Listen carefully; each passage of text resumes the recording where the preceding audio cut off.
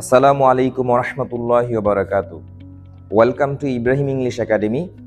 আমরা আমাদের আগের লেসনে শিখেছিলাম একটি সাউন্ড বা একটি উচ্চারণ দিয়ে কিভাবে আমরা ইংরেজির 7 দিনের সঠিক উচ্চারণ শিখব। তো আমরা আমাদের সেই লেসনের ধারাবাহিকতায় আজকে আমরা শিখব হচ্ছে গত এবং আগামী এর ইংরেজি কি হয়। অর্থাৎ আমরা যদি গতকাল, গত পরশু, আগামীকাল, আগামী পরশু এর ইংরেজি কি হয় আজকে লেসনে আমরা সেগুলো শিখব। তো তার শুরুতেই আগে আমরা জেনে নিই যে আমরা যে বলি আজ অথবা আজকে, এই আজ বা আজকের ইংরেজি কি। আজ এবং আজকের কয়েকটি ইংরেজি হয়, তার মধ্যে হয় যেমন দিস ডেই হয়, এটা হয় হচ্ছে দিস ডেই, দিস ডেই হয়। দিস ডেই মানে হচ্ছে আজকে বা আজ।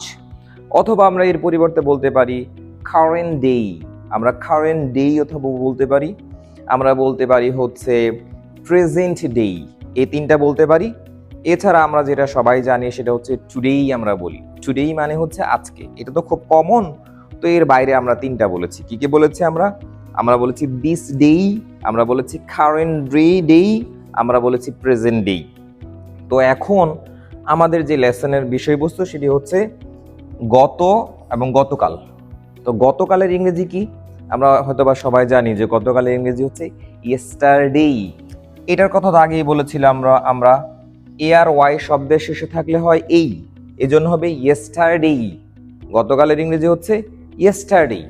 তো এখন যদি প্রশ্ন করি বলেন তো গত পরশু ইংরেজি কি, নিশ্চয়ই আপনি আটকে যাবেন, কারণ আমরা অনেকেই গত পরশুর ইংরেজি জানি না। তাহলে গত পরশু ইংরেজি হচ্ছে ডেই বিফোর ইয়েস্টারডে। আসলে ইংরেজির মধ্যে পরশুর কোনো ইংরেজি হয় না, এই জন্য বলতে হয় ডে লাগাতে হয়, তারপরে বিফোর দিতে হয়, এরপর ইয়েস্টারডে দিতে হয়। এখন দেখেন মিনিংটা করলে এমন হবে যে গতকালের আগের দিন। তো গতকালের আগের দিন কি? গত পরশু। তাহলে ইংরেজিটা কি হলো? ডেই বিফোর ইয়েস্টারডে। আবারও বলছি শোনেন, ডেই বিফোর ইয়েস্টারডে হচ্ছে গত পরশু। তো ঠিক আছে, গত পরশু তো আর শেষ নাই, আমরা বলতে পারি গত 2 দিন আগে, 3 দিন আগে, 4 দিন আগে।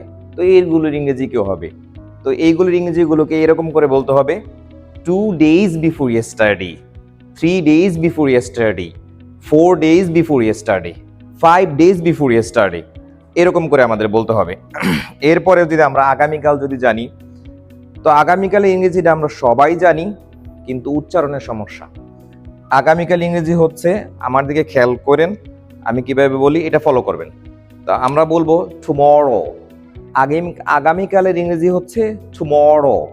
আমরা টুমরো বলি কিংবা অন্যরকম বলি, কেমন করে জানি বলি আর কি, আমাদের বলাটা হয় না, কিন্তু বলতে হবে টুমরো। টুমরো মানে আগামীকাল। তো আগামীকালের পরে কি? আগামী পরশু। আগামী পরশু ইংরেজিটা আবার একটু ঝামেলা আছে। আমরা তো শিখেছিলাম গতকালের ইংরেজি কি, শিখেছিলাম day before yesterday.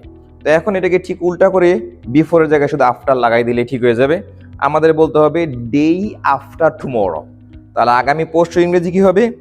Day after tomorrow হবে। ডে আফটার টুমরো মানে হচ্ছে আগামীকালের পরের দিন। আগামীকালের পরের দিনই আগামী পরশু। তা এরপরও হতে পারে কি যে আগামী 2 দিন পর, আগামী 3 দিন পর। তাহলে আগামী 2 দিন পর, আগামী 3 দিন পরের ইংরেজিও তো আমাদের জানা লাগবে, না জানলে নয়।